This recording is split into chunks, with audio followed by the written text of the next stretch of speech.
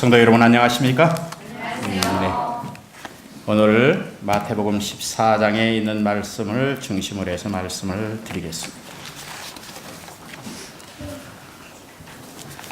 성경을 다 한번 펴보실까요? 14장 다 읽지는 못하겠습니다. 10절부터 좀 한번 읽어보겠습니다.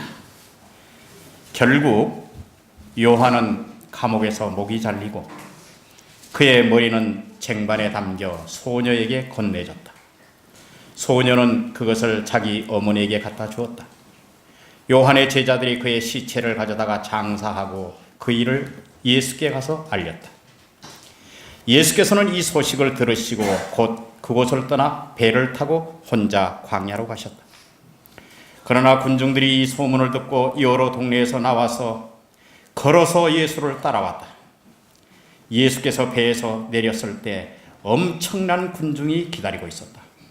이를 보신 예수께서는 그들을 측은히 여겨 그 중에 있는 병자들을 고쳐주셨다. 저녁이 되자 제자들이 와서 말했다. 이미 저녁 시간이 지났는데 여기는 빈들이어서 아무것도 먹을 것이 없습니다. 그러니 군중들을 헤쳐 제각기 마을로 들어가서 음식을 사 먹도록 하는 것이 좋겠습니다. 그러나 예수께서는 그럴 필요가 없다. 너희가 먹을 것을 주어라 말씀하셨다.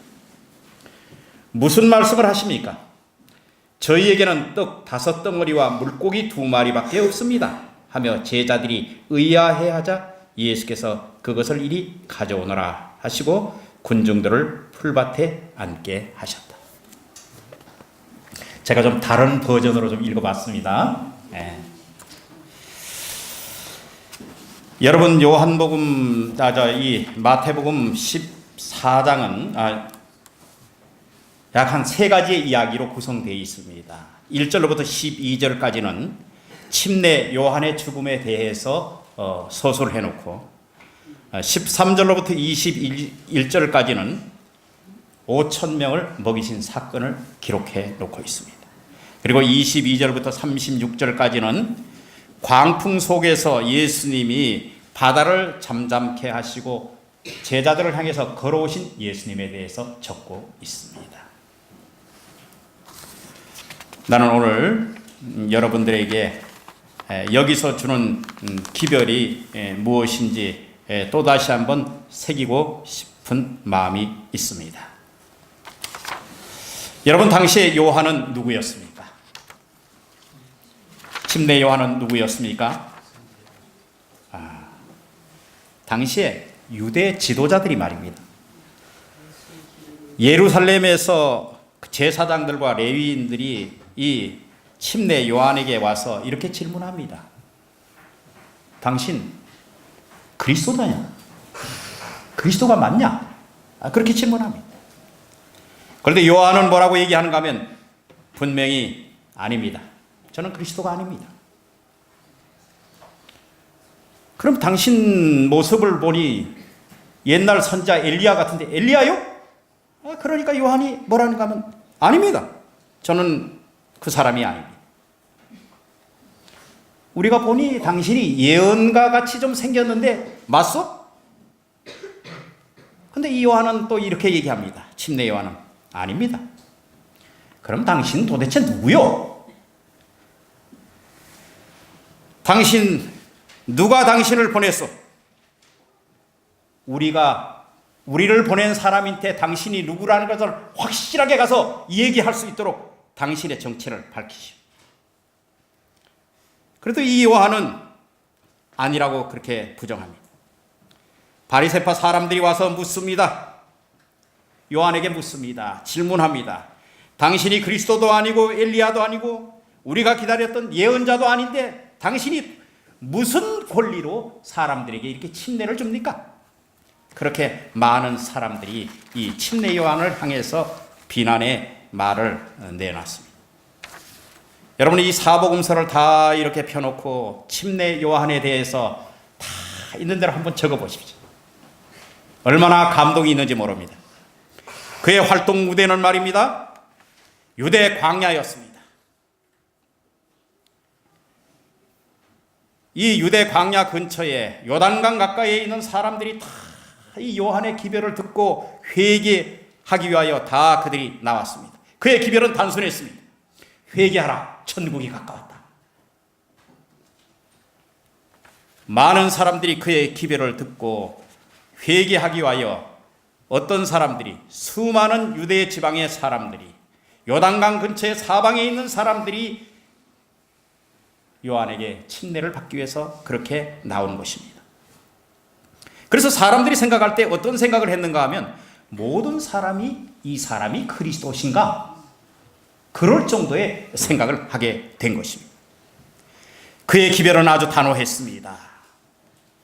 바리새인과 사두개인들이 그에게 다가올 때, 이 독사의 자식들아, 누가 너희에게 임한 이 진로를 피하라고 했더냐?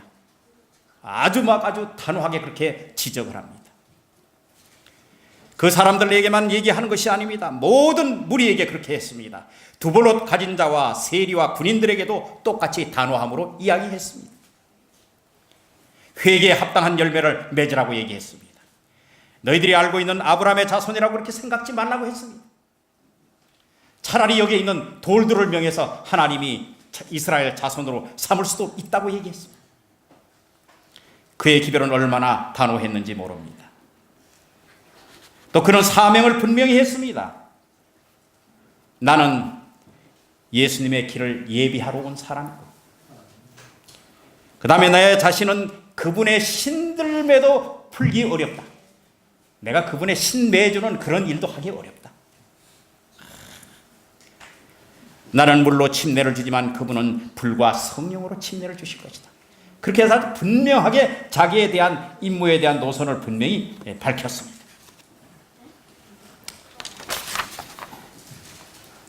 요즘으로 말하면 여러분들, 우리가 다른 사람한테 말할 때 그런 시원한 발언을 하면 여러분들 뭐라 그러죠?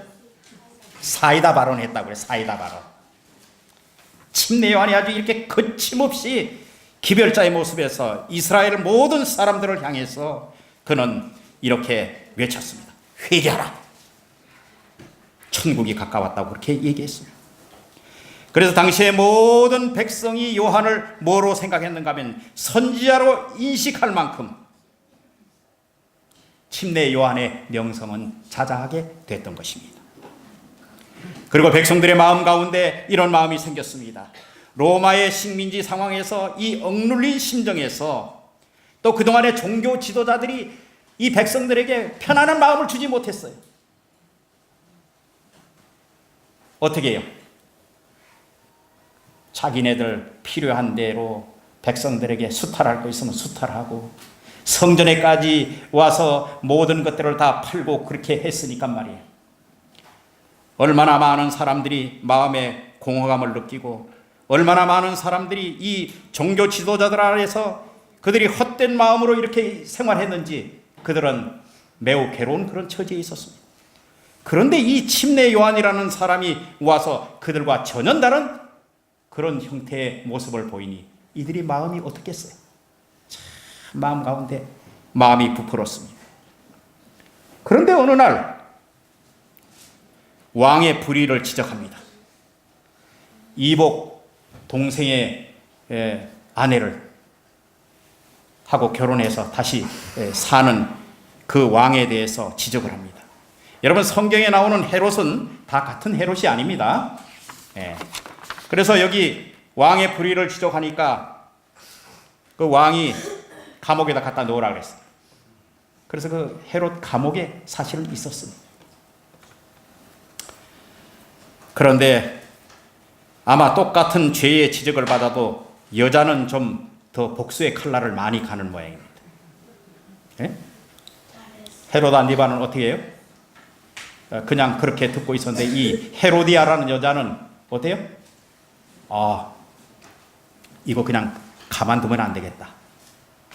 그래서 드디어 자기 딸이 춤을 출 때에 뭐로 얘기했어요?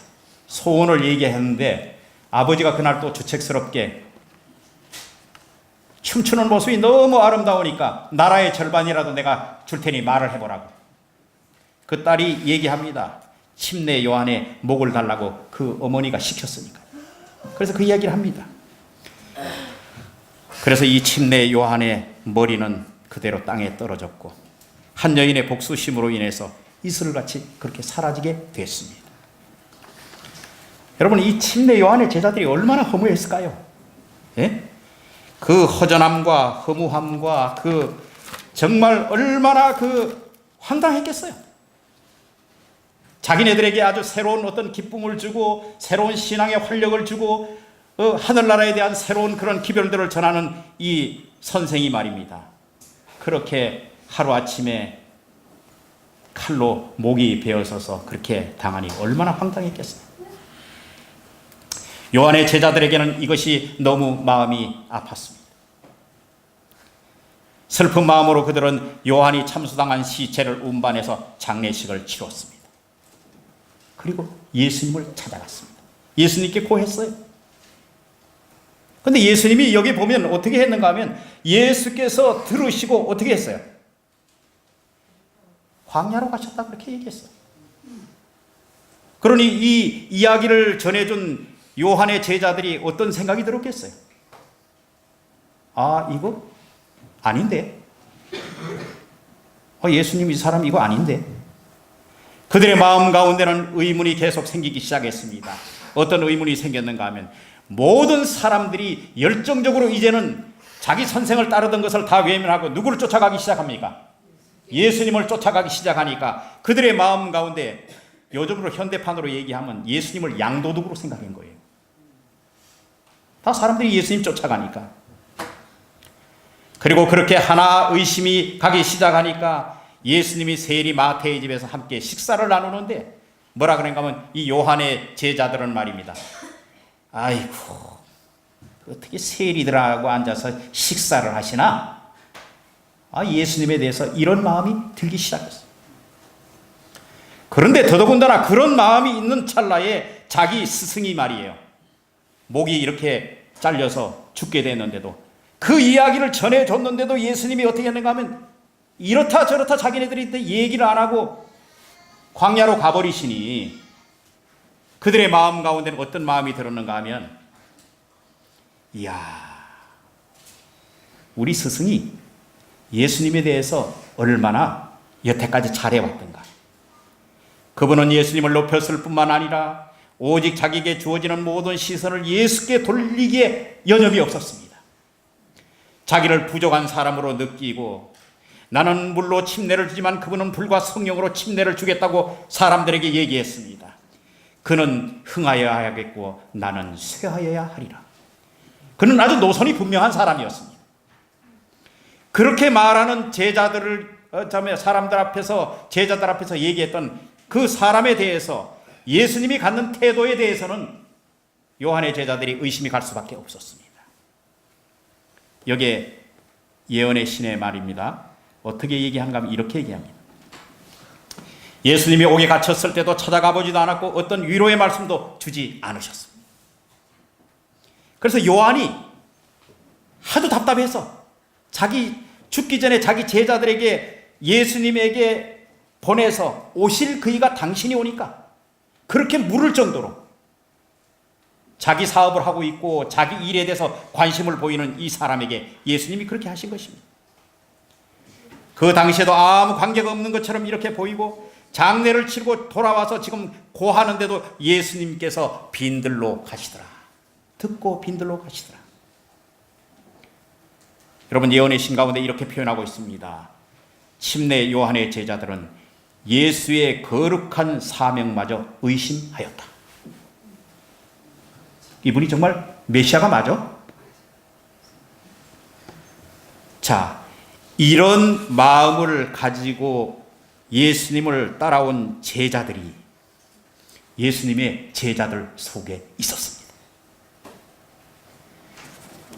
예수님께서 만약에 이 불신의 장면을 걷어내지 않는다면, 예수님에 대한 신뢰의 벽을 이들이 쌓지 않고 불신의 장벽으로 그대로 남아있는 상태에서 예수님을 따라다닌다면 예수님께서 이것만큼 큰 일이 없을 것이라고 생각했습니다.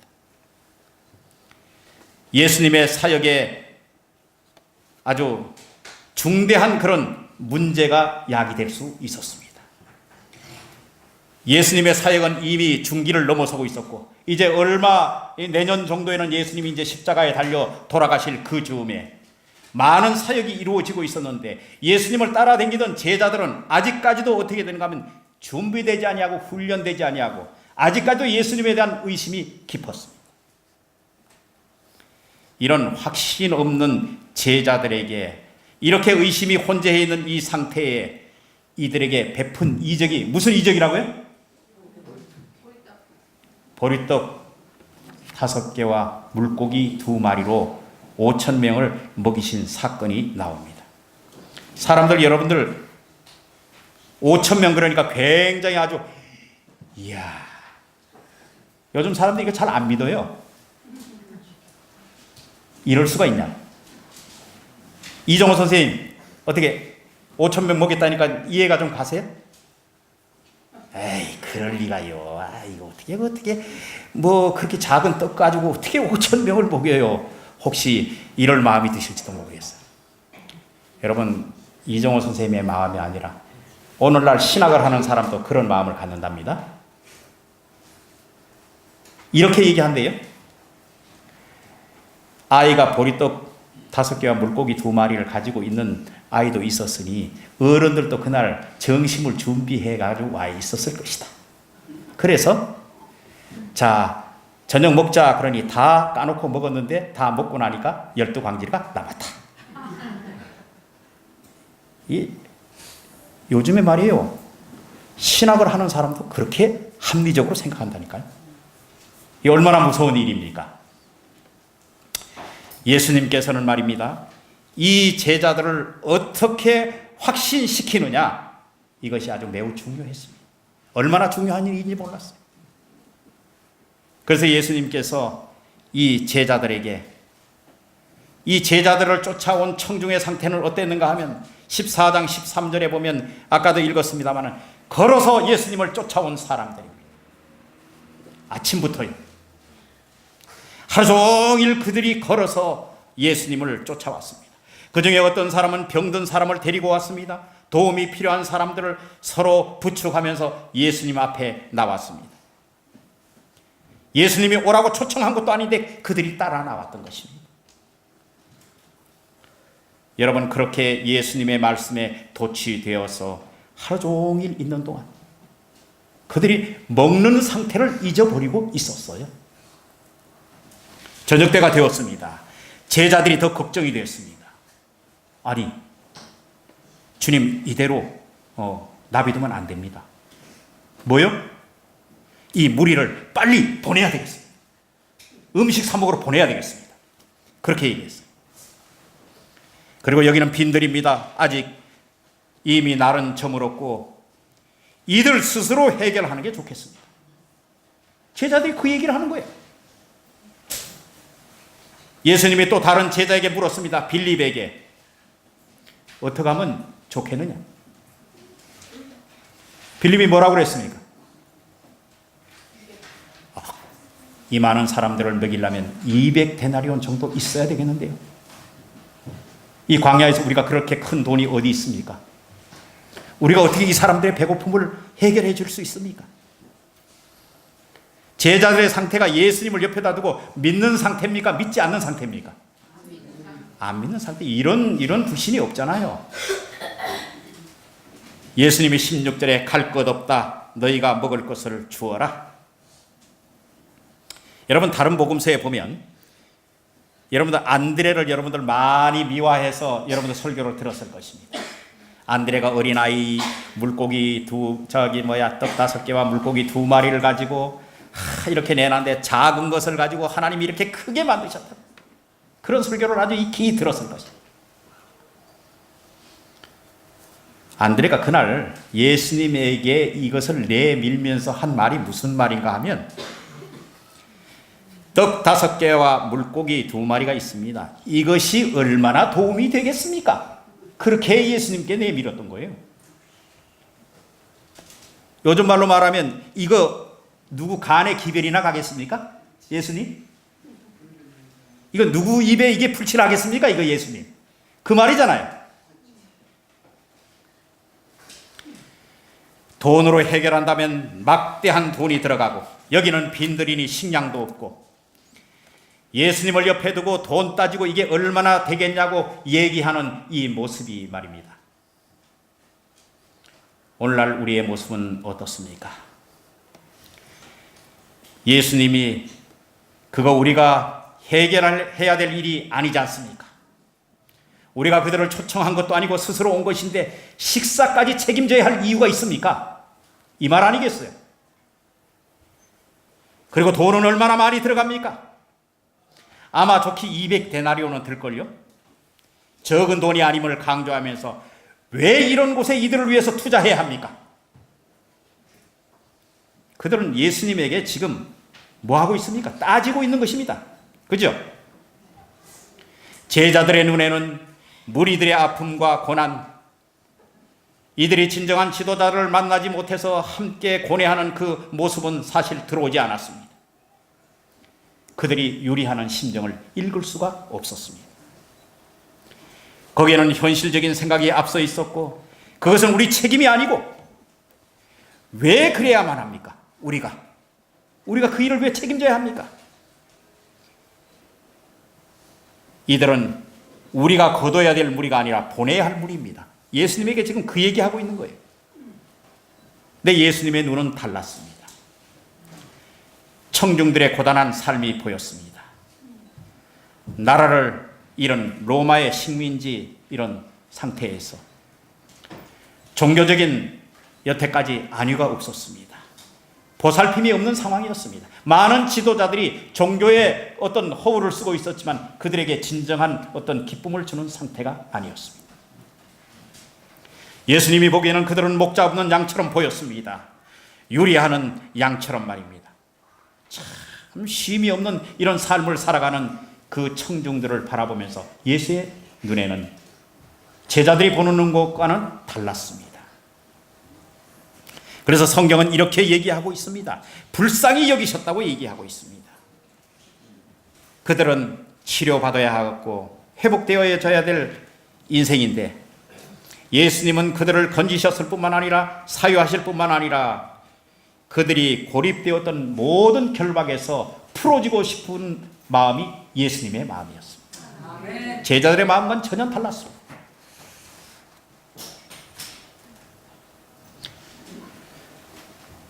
회복시키고 싶은 마음이셨습니다.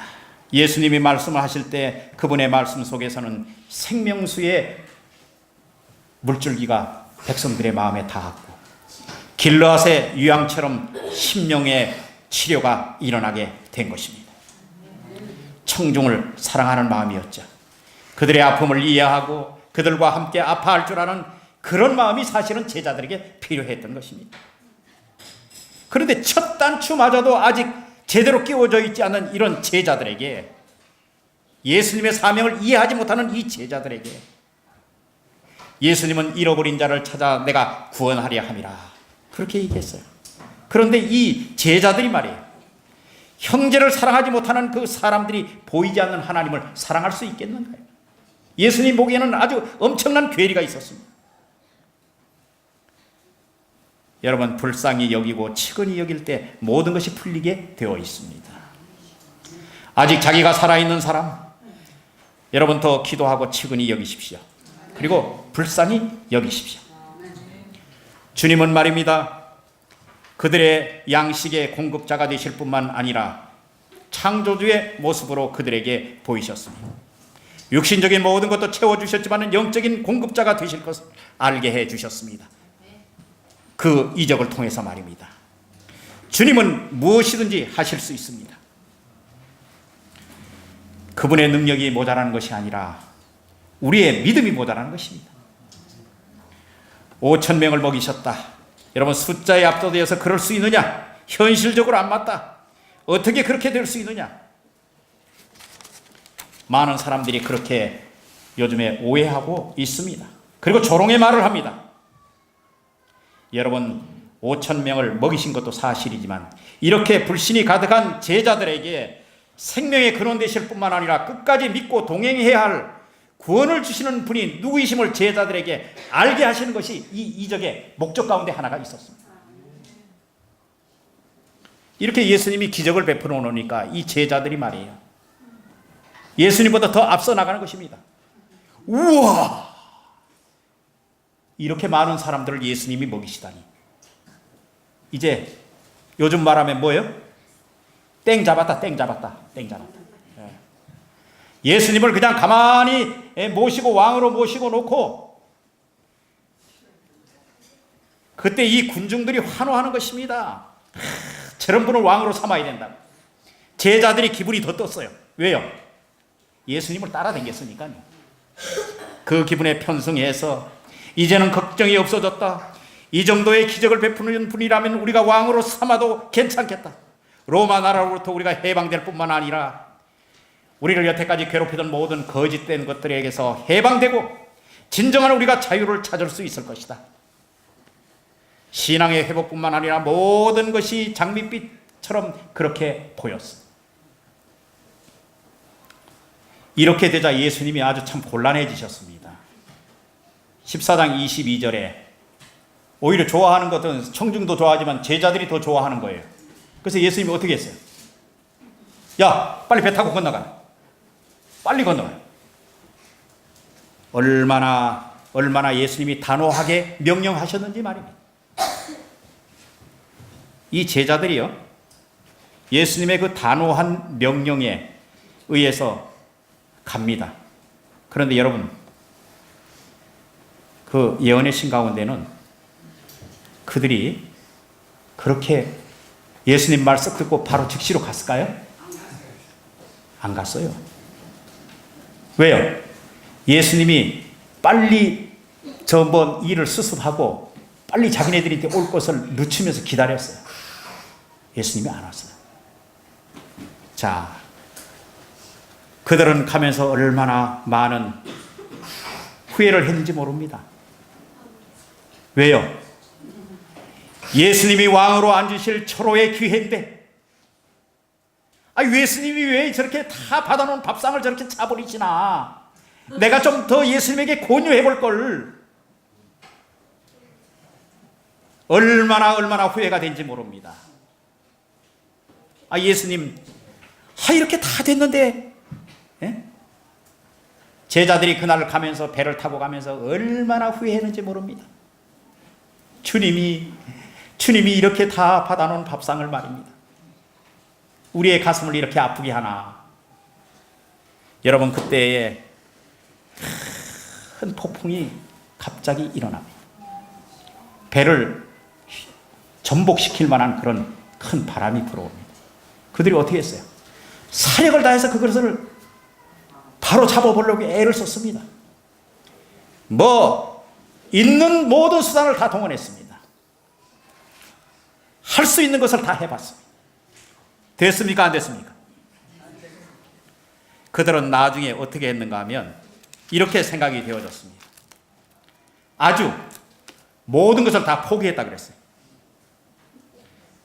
하다가 다 안 되니까, 속수무책이니까 다 내려놨어요.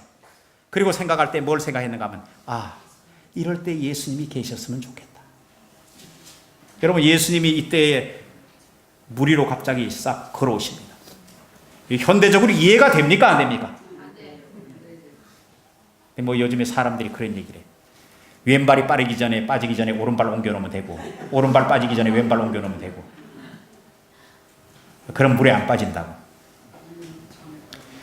자, 예수님이 제자들에게 그렇게 다가왔을 때 어떻게 했어요? 예수님, 제자들이 예수님이라고 안 생각하고 뭐요? 아이고, 이게 웬일입니까? 귀신이 오는 게 아니냐, 유령이 오는 게 아니냐, 그렇게 생각했어요. 자, 이런 제자들에게 주님이 주님이라고 확실하게 드러낼 필요가 있었습니까? 그날 저녁에 또 한 번의 이적은 이 바다를 잔잔케 하고 물 위로 걸으시는 이 예수님이, 이 노도와 같은 폭풍을 잠잠케 만드시는 이 예수님이야말로 하늘이 보내신 하나님의 아들이라는 것을 그들에게 각인시키고 싶었습니다. 두 번의 이 연속적인 이적은 제자들의 믿음을 위한 필요한 이적이 있었습니다. 그리고 그들은 그 이적을 겪고 난 이후에 예수님을 더 가까이 가게 된 것입니다. 여러분, 이 사이에 많은 글들을 제가 소개하지는 못하지만 시대의 소망 72페이지서부터 좀 여러분들 오늘 가서 참 한번 읽어보십시오. 얼마나 우리의 마음을 감동시키는지 모릅니다. 여러분 꼭 읽게 되길 바랍니다. 주님이 우리 곁에 계시니 우리가 확신 속으로 걸어가야 하겠습니다. 여러분, 우리가 책임져야 될 일이 아닙니다. 그들을 왜 우리가 책임져야 됩니까? 이렇게 말하는 것이 아니라 우리의 의무를 감당합시다. 그리고 우리의 시선을 주께서 놓치지 맙시다. 우리의 욕망들을 주님의 뜻 안에서 잠재웁시다. 두 번에 이어진 이적은 하나님 되심을 알게 해준 이적입니다. 그들 모두에게 확신을 주셨던 것처럼 오늘 이 말씀이 우리에게도 확신을 주는 그런 능력이 되시기를 간절히 바랍니다. 오늘 이 예배에 참여해 주신 여러분 모두를 하나님께서 축복해 주시기를 간절히 기도합니다. 우리 서정현 집사님 어제 이렇게 장례를 잘 치르고 오늘 이 자리에 앉으신데 여러분들은 잘 기억을 못 하실 것입니다. 저 집사님 그 가족에는 안 믿는 사람도 있지만 믿는 사람들도 많습니다. 그분들이 오늘 뭐요? 내일이 3호제인데 그거 우리 하지 말고 일요일 날 우리가 교회 가야 되니 3호제를 오늘 하자. 이렇게 해서 저 형제들은 지금 오늘 다 갔습니다. 그런데 저 집사님 가족은 오늘 여기 온 것입니다. 여러분, 믿음은 때에 따라서 우리에게 이렇게 결단할 수 있게 만드는 것입니다. 오늘 신영이 여기 참여해 주셔서 감사합니다. 네. 하나님께서 우리 신영이 어제 제가 태워다 주는데 그런 고백을 해요. 우리 아버지가 나를 교회에 갈 수 있도록 허락해 줘서 이제 더 갈 수 있겠어요. 그래서 이유를 들어보니까 아버지가 너 방 안에 너무 갇혀 있지 말고 교회 가서 좀 그렇게 해라. 신영이가 사실은 친구들을 만나고 여러 사람 앞에서 이렇게 같이 어울려 보는 것이 본인의 마음 중에 하나가 있어서 그래서 교회를 왔다고 그렇게 저에게 얘기를 했어요. 여러분, 신영이를 위해서 많이 기도해 주시길 바랍니다. 하나님께서 오늘 우리 모두에게 이렇게 우리의 사명들을 부탁하면서 우리에게 말씀 주신 이 예수님을 우리가 끝까지 동일한 믿음으로 예수님 오실 때까지 굳게 서게 되시기를 주님의 이름으로 축원합니다. 아멘.